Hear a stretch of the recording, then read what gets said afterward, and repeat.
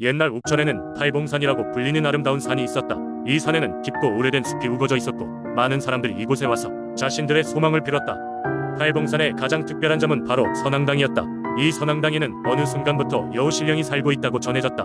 많은 사람들은 이 여우신령이 가끔 인간의 모습으로 나타나 사람들을 도와주거나 이끌어주었다고 믿었다. 한편으로는 여우신령이 장난기 많아 사람들을 곤란에 빠뜨리기도 한다는 이야기도 많았다. 이 신령이 살고 있다고 하는 선앙당은 사람들에게 있어 신비로운 장소로 그 주위에는 작은 종이 걸려서 바람에 흔들리면 맑은 소리를 내었다. 어느 해 봄이었다. 옥천 마을에 사는 젊은 농부 수환이는 팽팽한 경제 때문에 고민이 많았다. 농작물은 잘 자라지 않고 그의 가족은 점점 더 어려운 상황에 처하게 되었다. 마을의 어른들은 그에게 팔봉산의 선앙당에 가서 여우신령에게 도움을 청해보는 것이 어떻겠냐고 조언했다. 그래서 수환이는 어느 날 아침 일찍 선앙당으로 향했다. 산길을 따라 걸어가다 보니 어느새 선앙당에 도착했다. 그곳에서 수환이는 무릎을 꿇고 여우 신령에게 마음을 담아 기도를 드렸다. 그는 가족을 위해 비를 내려줘 작물이 잘 자랄 수 있게 해달라고 간절히 바랐다.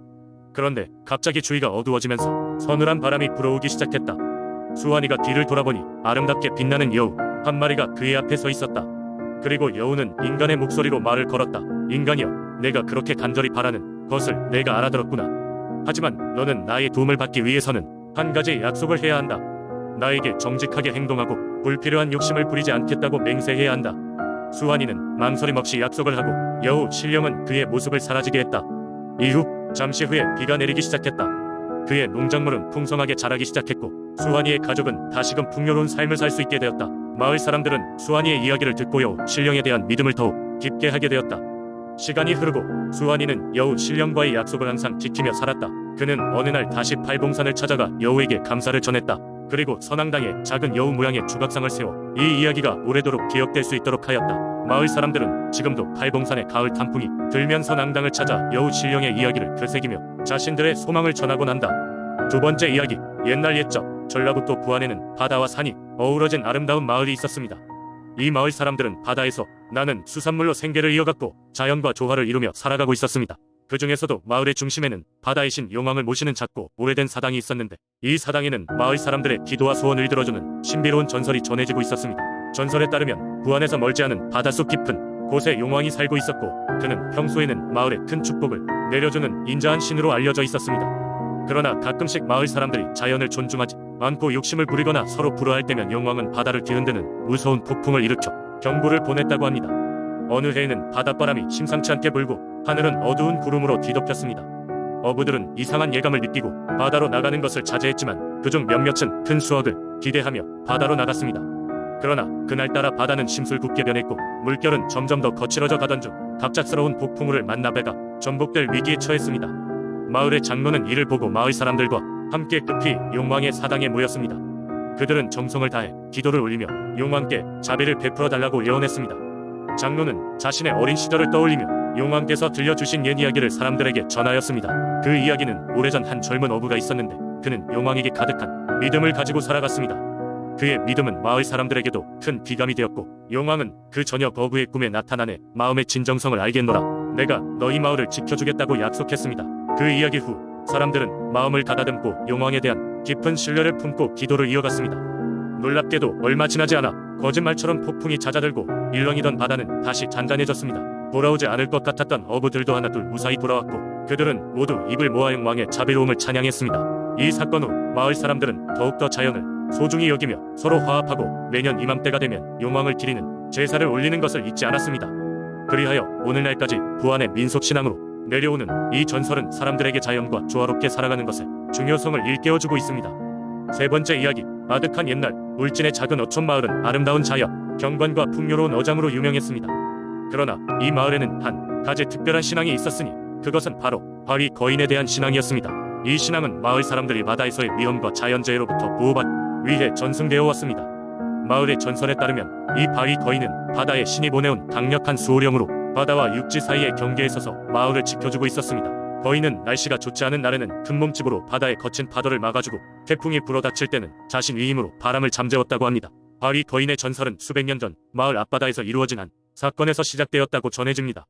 어느 날 바다에 나간 어부들이 예상치 않게 거대한 폭풍에 휘말리게 되었습니다. 그들의 배는 파도에 휩쓸려 어디로 갈지 알 수 없는 위태로운 상황이었습니다. 마을 사람들은 두려움 속에서 집으로 돌아온 어부들이 없자 초조한 마음에 모래사장 앞에 모여 간절히 기도를 올렸습니다. 그리고 그날 밤 마을 사람들은 기이한 꿈을 꾸었습니다. 꿈 속에서는 거대한 바위의 형상이 나타나더니 그 바위 속에서 천둥 같은 목소리를 가진 거인이 나왔습니다. 거인은 사람들에게 두려워하지 말라고 자신이 이 마을을 평생토록 지킬 것이라 말했습니다. 다음 날 아침 실종되었던 어부들이 무사히 마을로 귀환하자 사람들은 이 기적을 바위 거인의 은혜로 여기게 됐습니다. 이후 마을 사람들은 매년 바위 거인의 은혜에 감사하는 축제를 열게 되었습니다. 축제 날에는 마을 주민들이 함께 모여 바위 거인의 형상을 본따 만든 큰 바위에 꽃을 장식하고 바다를 향해 부사를 지내며 마을의 평안을 기원했습니다. 또한 아이들은 바위 거인의 이야기를 들으며 자연에 대한 경이로움과 존경심을 되새겼습니다. 세월이 흐르면서 바위 거인의 이야기는 조금씩 변형되고 각색되었지만 그 본질은 그대로 유지되었습니다. 이는 단순한 전설이 아니라 울진 마을 사람들에게 자연과 함께 살아가면서 꾸준히 이어온 삶의 철학을 담고 있었습니다. 바위 거인의 전설은 오늘날까지도 울진 마을이 중요한 민속신앙으로 자리잡고 있으며 마을 사람들의 가슴속에 깊이 새겨져 있습니다. 네 번째 이야기. 옛날 옛적 철원 깊은 산속 마을에는 바람의 여신이 산다는 전설이 전해져 내려오고 있었습니다. 그녀는 자신의 아름다움과 풍량을 컨트롤할 수 있는 능력으로 유명했으며 마을 사람들은 그녀를 존경과 두려움의 대상으로 여겼습니다. 바람의 여신은 주기적으로 마을을 방문하며 사람들에게 풍작을 기원했고 악령으로부터 마을을 지켜 이들이 안전하게 살 수 있도록 도왔습니다. 그러던 어느 날 마을에 새로운 사냥꾼이 도착했습니다. 그의 이름은 강백호였는데 그는 용맹하고 뛰어난 실력을 가진 사냥꾼이었습니다. 그러나 강백호는 자신만만했고 속세의 이치를 믿는 사람이었습니다. 그는 바람의 여신과 같은 신화적인 존재를 믿지 않았습니다. 강백호는 마을 사람들에게 바람의 여신의 이야기를 듣고는 그저 웃기만 했습니다.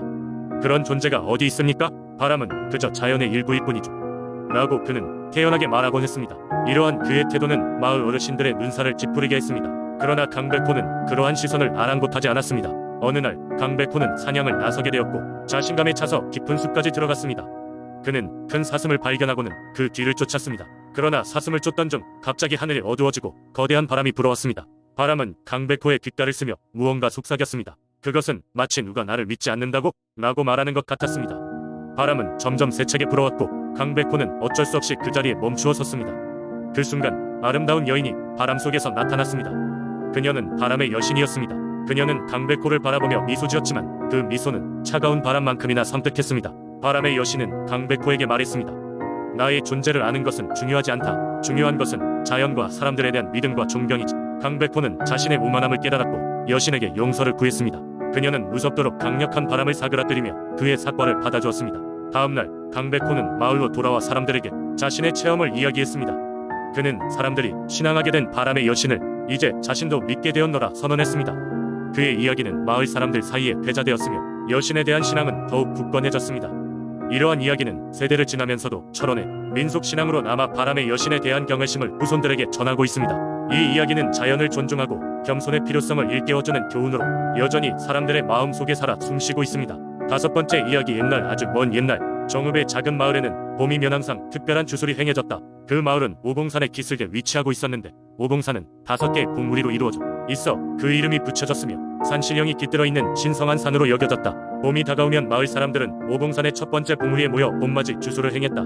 그 주술은 주로 농사의 풍요로움과 가족의 건강을 기원하는 의식이었다. 마을의 어르신들은 어린아이들에게 언제나 이렇게 이야기하곤 했다. 예전 오봉산에는 5명의 형제가 살았는데 그 형제들은 모두 마법을 사용할 줄 알았다고 한다. 그들은 자신의 마법을 이용해 사람들을 도왔으며 사슴의 형상으로 숲을 헤매다 사람들의 도움을 필요로 하면 나타나곤 했다는 것이다.